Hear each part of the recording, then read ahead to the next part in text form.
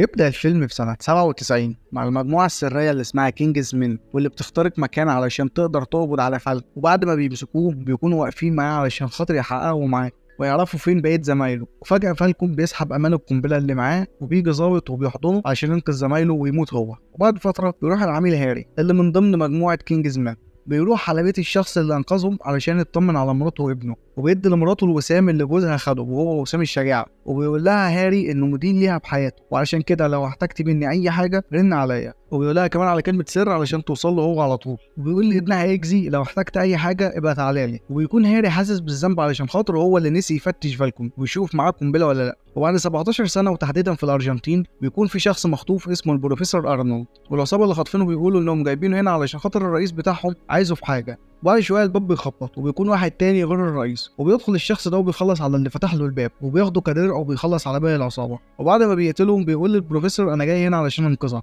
والباب بيخبط تاني، ولما بيروح عشان يفتح الباب بتيجي بنت من وراه وبتقسمه نصين، وبيكون الشخص اللي على الباب ده هو الرئيس ريتشمورد فالنتاين. والبنت اللي قتلت العميل ده اسمها جيزل، وتخبي الجثث بسرعه عشان رئيس العصابه الدموي اللي هو فالنتاين عنده فوبيا من الدم. وبنرجع تاني نشوف هاري اللي بيروح محل تفصيل البدل، وبيدخل منه على مقر كينجز مان السري، وبيقابل هناك شخص كبير اسمه ارثر، وبيقعدوا كلهم في اجتماع، وكلهم دي عايده على الناس اللي قابلوهم في الميتافيرس. وبيكون الاجتماع ده علشان الراجل اللي جازل قسمته نصين، الراجل ده طلع عضو في كينجز مان، ولما مات مكانه فضي، وهم هنا في الاجتماع ده علشان خاطر يختاروا حد يبقى مكانه. والراجل ده كان اسمه لانسوات، او لانسوات ده كان الاسم المكان بتاعه، يعني اي حد هيجي تاني بعديها هيبقى اسمه لانسوات برضه، لان هو اسمه الحقيقي مختلف عن لانسوات بكتير. وطريقه اختيار حد هي ان كل واحد من اللي قاعدين هيدخل بمرشح، ووقتها هتحصل اختبارات بينهم، واللي هيكسب هياخد المنصب. ونروح بقى لابن الراجل اللي مات في التسعينات، وبنشوف ابنه الصغير اللي اسمه اكزي لما كبر، ومعاناته مع امه وجوزها الفاشل اللي بيعامله وبيعاملها وحش. ولما بينزل يقعد مع اصحابه شويه بيحكي لهم عن قد ايه جوز امه اللي اسمه دين شخصيه وحشه، وهو نفسه في يوم من الايام يضربه. وبيكون قاعد وبيسمع واحد من رجاله دين، بالمناسبه دين يبقى عنده عصابه وبيتاجروا في حاجات ممنوعه. ولما الشاب ده بيسمع اكزي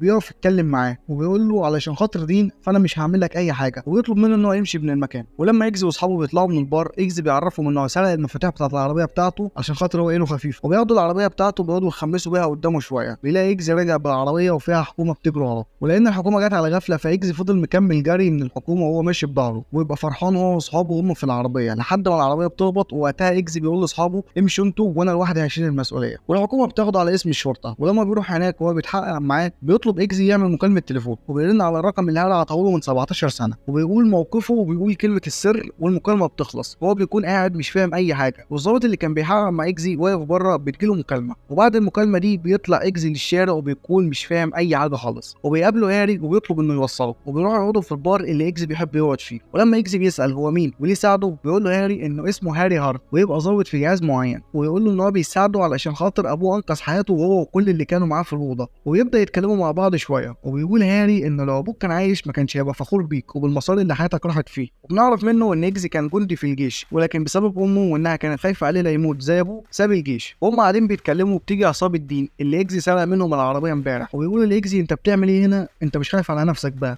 ولكن هاري بيطلب منهم انهم يسيبوه قاعد هادي ويمشوا، وبيشتموا هاري وبيقولوا له امشي من هنا احسن لك. فبيروح هاري يقفل باب البار، وبالمظله اللي معاه بيرمي كوبايه على دماغ صاحب العربيه وبيغمى عليه. وبيدخل هاري فايت معاهم كلهم وهو بالمظله بس. وهم في الفايت هاري بيتفادى ضربه سكينه وبتيجي في واحد من الرجاله، ولما بيلاقي واحد ماسك كوبايه وهيرميها عليه بيلاقي ان المظله دي مش مجرد مظله، وبيطلعها وبيضرب عليه شبكه بتكهرب، وبيكمل فايت مع اللي باقي منهم. والكلام ده كله اكزي قاعد منبهر من اللي بيشوفه. ولما الواد اللي خد الكوبايه في وشه صحي بيضرب على هاري نار، ونشوف ان المظله دي كمان ينفع تبقى درع الرصاص ما بيعديش منها، وبيضرب عليه حاجه من المظله وبيغمى عليه. وهاري بيلاقي صاحب البار بيرن على الشرطه وبيظبط وقت على ساعته، وبيضرب عليه حاجه من الساعه بتخلي الراجل ده ينسى كل اللي حصل هنا. وبيكمل قاعده مع اكزي، واكزي بيكون منبهر جدا باللي حصل، وهو ماشي بيقول له انه لازم يخليه ينسى اللي حصل ده، بس اكزي بيقول له انه مش هيقول لاي حد على الكلام ده. وبيصدقه هاري وبيحط ايده على ظهره وبيقول له اشوفك بخير، وبيسيبه وبيمشي. ولما بيرجع اكزي على البيت بيلاقي دين، وبيمسك اكزي ويضرب فيه علشان عايز يعرف مين الشخص اللي ضرب الرجاله بتاعته. واكزي مش بيرضى يقول ويفضل يتضرب من دين. ونشوف ان لما هاري حط ايده على اكزي ما كانتش عبث، وانما حط مايك وجهاز تتبع، وبيكون قاعد وبيسمع كل الكلام ده. فبيخترق سماعه من البيت،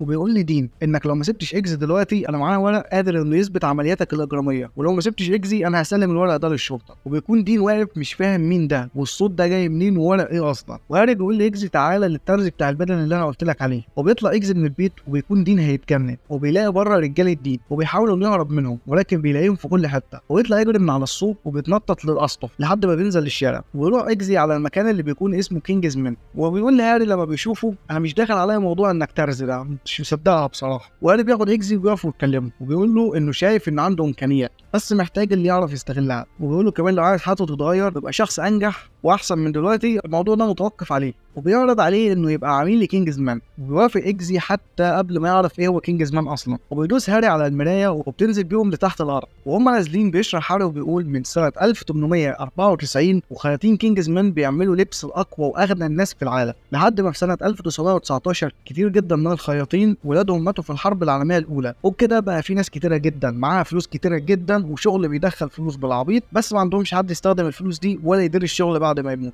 وعشان كده قرروا انهم يعملوا وكاله استخبارات دوليه مستقله ملهاش دوله معينه بتتحكم فيها، وبياخدوا على مقر كينجز مان السري. وبينضم اكزي للمجموعه اللي بتقدم علشان ياخدوا مكان العميل اللي مات. وبيجي مارلين وبيفهم الدنيا هنا والمخاطر اللي ممكن يشوفوها في الاختبارات، والاهم من كده بيقول لهم ان اللي هيطلع من هنا وهيكشف السر ده لحد هو وعيلته هيموت. بعد ما بيطلع مارلين بيعرف اكزي على بقيه الشباب اللي موجودين، اللي من ضمنهم روكسي وتشارلز ودول اهم اتنين، وديجبي وروفرس وايميليا. والشباب اللي معاه بيفضلوا يضايقوا اكزي بالكلام بس هو بيطنش الكلام بتاعهم. وبالليل وهم نايمين بيحس اكزي بميه وبيشوف ان الاوضه كلها بتتملي ميه، وبيقفوا كلهم يفكروا في حل عشان خاطر يقدروا يخرجوا من هنا. وتشارلي وروكسي بتجيلهم فكره انهم لو خدوا الدش وحطوه في الحمام يقدروا يتنفسوا عادي جدا، وكلهم بيروحوا علشان يعملوا كده ما عدا اكزي اللي بيحاول انه يخرج من المكان ده. وبيحاول يفتح الباب لكن مش بيعرف، وبيروح على المرايه وبيفضل يخبط فيها لحد ما بتتكسر، وبيطلعوا كلهم من الاوضه اللي فيها الميه. ومارلين بيقول لهم انهم نجحوا في اول مهمه، وبيشيل بداء اكزي في انه حاول يخرجهم من المكان،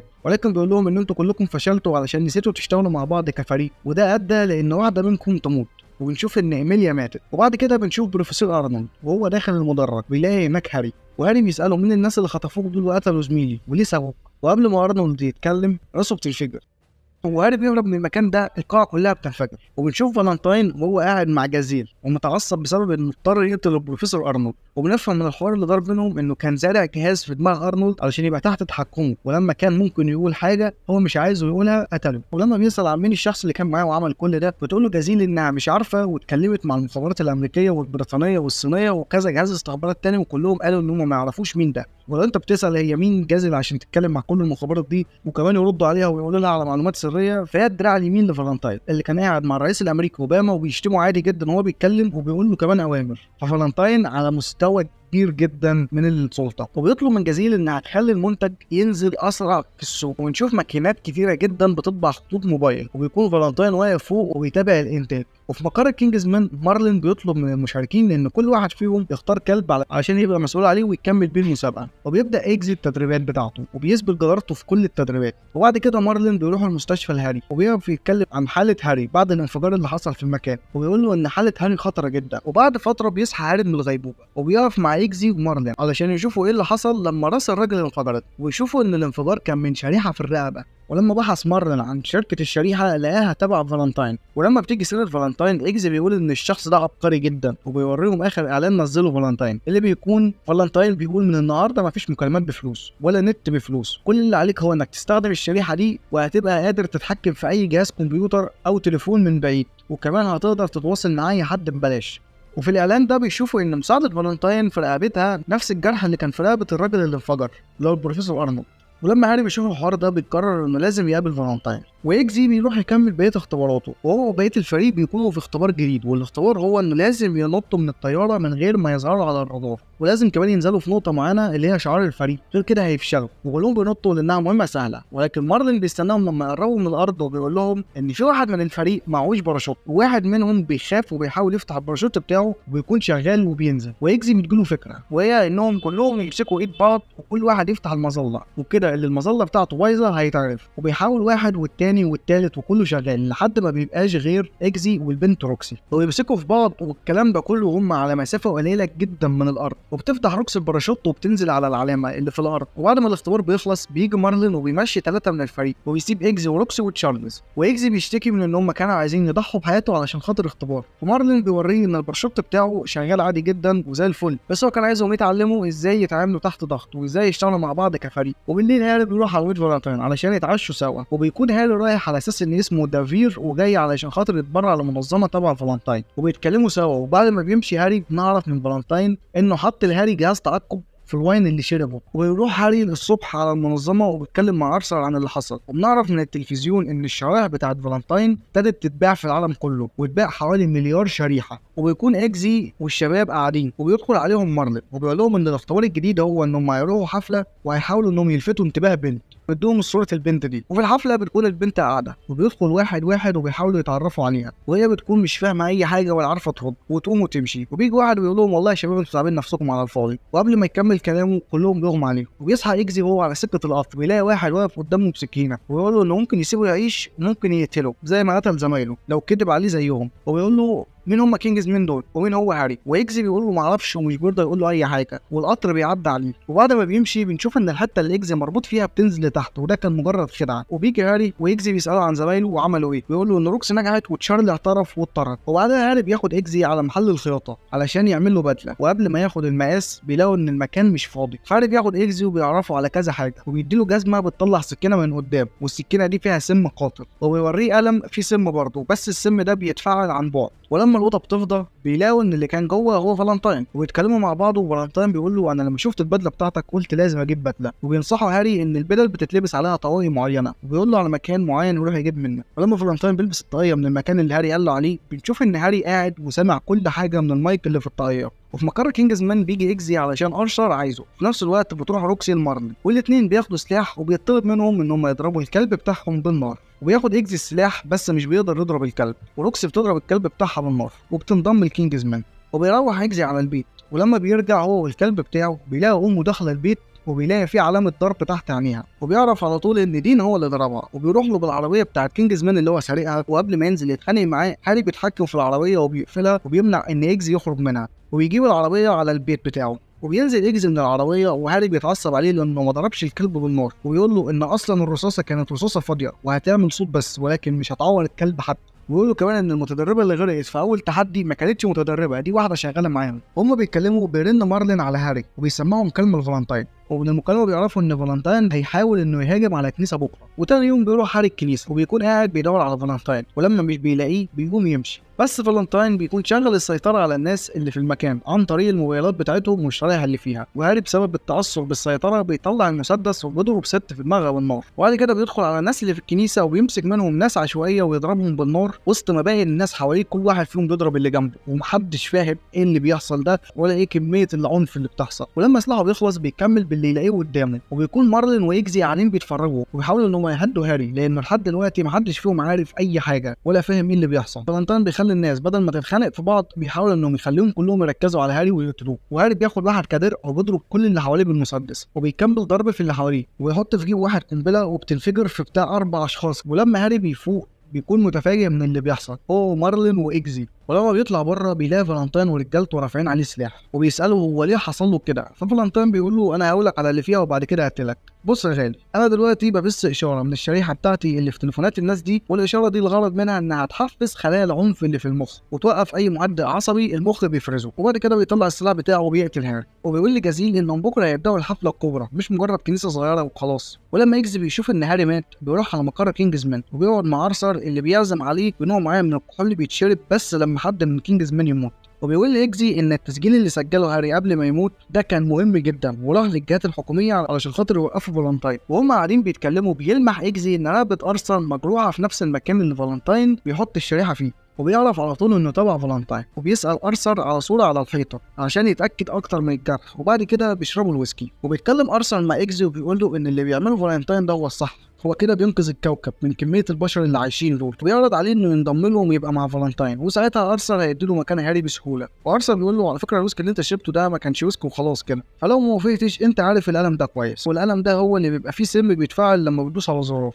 واكزي بيرفض عرض انه يبقى تابع لفالنتاين، وقتها ارثر بيدوس على الزرار، بس هو اللي بيموت لان اكزي لما قال له بص على الصوره كده بدل الكوبايات لانه شاف الجرح قبل الشرب وفهم ان ممكن نتغدر بيه. وبيطلع الشريحه من رقبه ارثر وبيشوف على الموبايل العداد بيعد على الحدث الامر، وبياخد التليفون وبيروح لمارلين اللي بيفهم الوضع وبيقول له انه لازم يتصرفوا هم لما روكسي ومارلين واكزي قبل ما حد تاني يعرف، علشان هم مش واثقين مين تبع فالنتاين ومين لا. وبيروحوا كلهم على المكان الامن اللي موجود في البرنامج. وهم في الطياره مارلين بيشرح لروكسي واكزي الخطه، وهي انهم هيضربوا قمر صناعي من بتوع فالنتاين، وده هيخلي خطه فالنتاين تتاخر شويه. وقتها اكزي هيدخل المقر الرئيسي ومارلين هيعطل العمليه كلها. ومارلين بيكتشف ان الشريحه اللي في الرقبه دي مش مع كل الناس، انما هي موجوده كفاكسين او ترياق، يعني الشريحه دي بتخلي الشخص ما يتاثرش بالموجات اللي الموبايل بيبعتها وتحولهم لناس عصبيه. لكن اللي محدش يعرفه بقى هي ان الشريحه دي بتخلي درجه حراره الجسم ترتفع جدا بامر من فالنتاين. تطلع روكسي علشان خاطر تبوظ القمر الصناعي، وبيجهز اكزي علشان خاطر يدخل المخبأ بتاع فالنتاين بالدعوه بتاعت ارثر. وقبل ما نبدا الفصل الاخير عايز اقول حاجتين بس، الاولى وهي ان الاكسنت البريطاني ايه الجمدان ده، وثاني حاجه لو مكمل معانا لحد هنا يبقى الفيديو عجبك فيا ريت تعمل لايك وتشترك في القناه علشان بنحاول نوصل ل 1000 مشترك في اقرب وقت، فاشترك يا غالي الموضوع بسيط يعني.